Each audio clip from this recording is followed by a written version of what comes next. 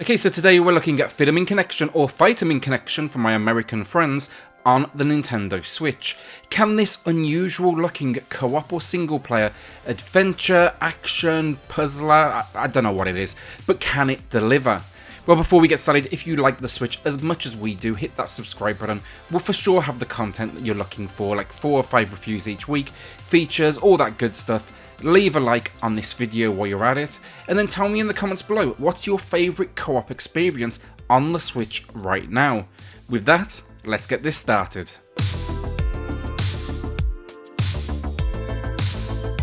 So Vitamin Connection tells the story of the Sable family. Each they're getting their own unique storyline of how they fall sick and what impact this has on them, on their life. So think the school kid who can't go on the school trip if he's not better in time. You'll even at one point end up inside the dog. And yes, that now sounds really weird when I say it out loud. For story though, let's face it, it's not exactly deep, nor does it need to be. It has fun presenting its world to you to drive you towards gameplay.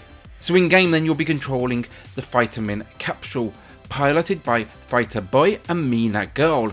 You're the medicine to cure this family that seems to be prone to every sickness on the planet.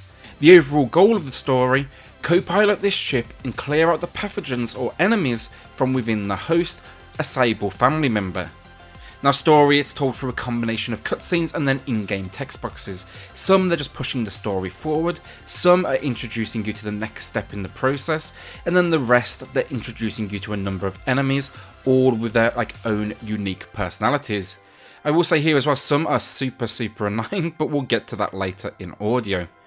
Now story, my only problem really is the pacing. For me, it kind of stalled on too many things for too long. You know, a cutscene that could be explained in 30 seconds, for some reason takes 5 minutes, or there's back and forward dialogue that adds very little other than these are the bad guys, look how quirky they are. It's for sure in its storytelling aimed at a younger audience, I have no doubt, but I think if they had tightened up the pacing just a little bit, this would appeal to an older audience too. I honestly, when playing alone, kind of felt myself just edging towards that skip button a little too often, and that's a shame because we really do have a creative cast on offer here. Overall though, story, I still had fun with this one, and then seeing where I would end up next was just part of the enjoyment. I just wish they got to that point a little bit quicker. So let's do gameplay, because that's, well, what we're all here for in a co-op game. Now I got a chance to play this one both solo and co-op, and I gotta say I'm impressed. So many co-op games are either competing next to each other, think beat 'em ups Streets of Rage, showing my age there definitely, or you're working against each other like the countless party games in the world right now, and I will say very few of them are good. The developers here though, Wayforward, makers of Shantae, a masterpiece platformer in my opinion. I'm a believer in this team. If anyone could do this right, it was them, and as I said, I was not disappointed at all. Starting with co-op, you truly are, working together. You can't succeed without each other. And that's an exciting and kind of tense formula that results in tons of screaming at each other to make the right move. Controls, they're basically working like this. Player 1 or Vita-Boy, you hold the Joy-Con vertical, and then you use the joystick to move the ship. So that means you're basically, controlling speed and direction. Then you also have access to firing the laser beam using the trigger. Yes, it sounds simple enough, but here's the catch. This is where the great design comes in. Player 2 or Mina, you hold the Joy-Con sideways, and then you use the motion sensor to rotate the ship, and then the joystick to aim the laser beam that player 1 is firing. So how does this work together? Well, frequently as you navigate these levels, you'll come across, a narrow gap. Yes, player 1 can move towards it and get you into position, but that does nothing if you're not rotated to the right angle by player 2.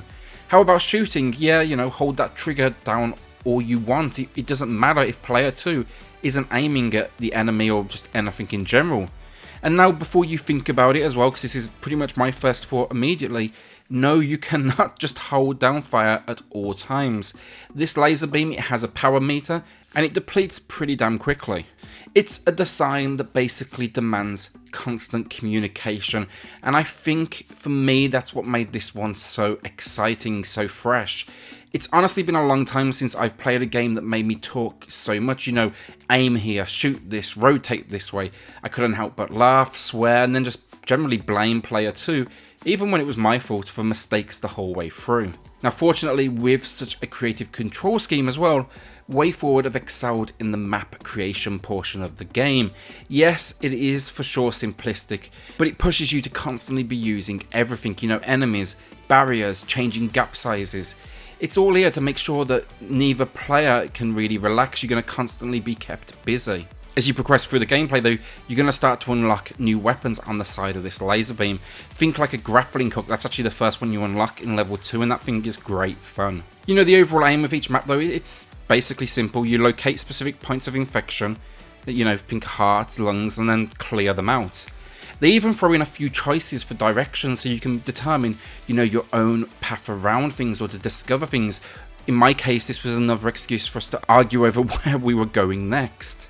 Now when you do eventually find these points of interest, it's not the typical, shoot a big bad guy and win. What kicks in are a selection of mini-games, everything from navigate a bar together, one of you each side and you can't touch the wire, or match the inputs on screen in like a rhythm game inspired section. There's just over 10 minigames on offer here for you to experience, and if you just want to go back and maybe try and beat your high score in these, then once you beat them in the single player or in that co-op mode, you can actually unlock them directly from the main menu. Not bad for those pick up and play moments when you have like 10 minutes to spare or you just want to show off how creative the Switch can be. This is an ideal game for that, honestly. Overall, the minigames, they're fun, but I will say though, there is a minor complaint with them. The instructions could do with a little work. Well, most, 90% of them, they're fine. The occasional one, I did find the instructions were kind of on the basic side, and we just resorted to jumping in and working it out as we went, working it out for ourselves. It wasn't the biggest issue or anything, but I just wanted to win, and design kind of felt a little bit against me in these moments. Beat all the levels though and minigames, and you'll even unlock a new game plus mode where you get to play as the anti-hero Probiotic. You'll even actually get a chance to revisit each level if you want to, if you can't find all 5 collectible stars. They're hidden away in each level. My first playthrough I had like 3 or 4 on each, and I ended up going back and trying to find those last few. Now difficulty wise with this one, it does ramp as you progress, but it's for sure far from the most difficult game in the world, and that, I'll be honest, I expected. We didn't actually die once in our playthrough. Yes, you have a life bar here, but every enemy, nearly anyway, drops energy to restore it, so it's rare you're going to be in those kind of panic-inducing moments. That's one minor complaint with this one. I do have two. I think options for difficulty would have been nice, not necessarily more like enemies or anything, but maybe no health pickups at all. Maybe we could turn them on and off. Drive me to return to the game with 0 health pickups along the way, deliver that perfect run. That sounds like a really good reason to go back. Basically, for difficulty, this is what you can expect. You can expect more complicated mazes, more frequent changes in the environment, and then bigger and badder enemies. Vitamin Connection though, it was clearly designed for the hardcore audience and casual audience alike. For me, I was playing with someone who rarely picks up a controller, and I can tell you now, they had a great time with this one. Outside of this, for gameplay then, it's single player. It's no different. You get the same levels, same minigames, slightly different control input. Obviously, there's no motion required anymore to pilot the ship. You're still going to use motion though. That's reserved for later game weapons. So the grappling hook, for example, that's going to use it. But generally, it works absolutely fine. I will say though, for me, controlling everything definitely made the levels easier, and not having someone to talk to, scream at, work alongside, it definitely lost kind of some of its magic, but I will say I still had fun. Where the game did feel a slight bump in difficulty though was actually the mini games, because here you're essentially one player taking on the responsibilities of 2, like the rhythm game where now you must match the rhythm symbols, press down, press a certain input, but on both sides at the same time. Overall, I really did have fun with this one, not just for the gameplay, but for the constant communication that it drove. It's been a long time since I've had a co-op experience where I entirely relied on my counterpart, and in that sense, a couch co-op game, this is co-op done right. And yes, there's no online unfortunately, but I don't think it's needed. This is definitely a side-by-side game.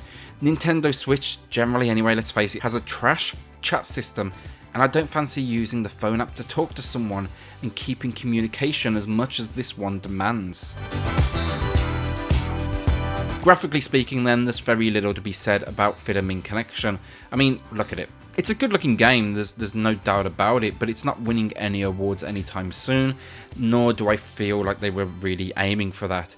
It's very simplistic in nature, but gets everything for the style nearly right, and it definitely matches the storyline they're going for. Cutscenes there, Saturday morning cartoon style with like a slight almost 3D background. Then we get the exaggerated characters, some simplistic but effective animation, and bright bold colours to present this story in just a great way. It's everything I would expect from the cover art, and young audiences and adults are bound to love the look of this one. It's definitely like neon influenced, I can say that. Now when it comes to in-game, the theme continues, some creative enemy design, and some nice effects on the ship itself is only let down slightly for me by the somewhat repetitive environment design here. I gotta be fair, I doubt there's very little you can really do with, internal organs as your game mode, so I think they did what they could with the occasional colour swap out and just a different texture every so often. Overall on a graphical front, I'm calling this one a success. So last up we get audio and talk about a win for me. Sound effects, yes they're minimal but they work. The laser beam, collision sounds, everything you need is here. Then every single character is voice acted with a level of quality you'd welcome on a traditional, cartoon on a Saturday morning. Yes, I will say some of the enemy voices annoyed me. They sounded like screaming children. But I'm pretty sure that was intentional, so thanks for making me want to shoot them. Last up though, the real win here for audio, the soundtrack. Self-described on the eShop page as an international collaboration with everything from J-pop to hip-hop, they really do hit the mark. This matched, the visuals perfectly, it was fun, it was boppy, it was fast-paced, and that's all I could have asked for, and some of the music got me really curious that I was looking online for a soundtrack. When a game's born out of neon colours, I've got to say I'm normally dreading the soundtrack. I'm expecting it to be just annoying as hell, and somehow here Wayforward have delivered something that works really, really well.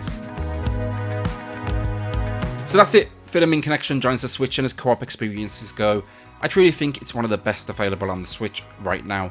Gameplay doesn't just drive you to play alongside each other, but to collaborate. Then on top of that we get mostly successful minigames, a new game plus, simple but effective visuals, and a great soundtrack. My only requests, maybe a few difficulty options, like I said, less health pickups for example, and then maybe just tighten up the story a tiny bit. The cutscenes, they were short here, but somehow they still felt a little long to me. Maybe I'm just not the age group for them as well though, let's face it.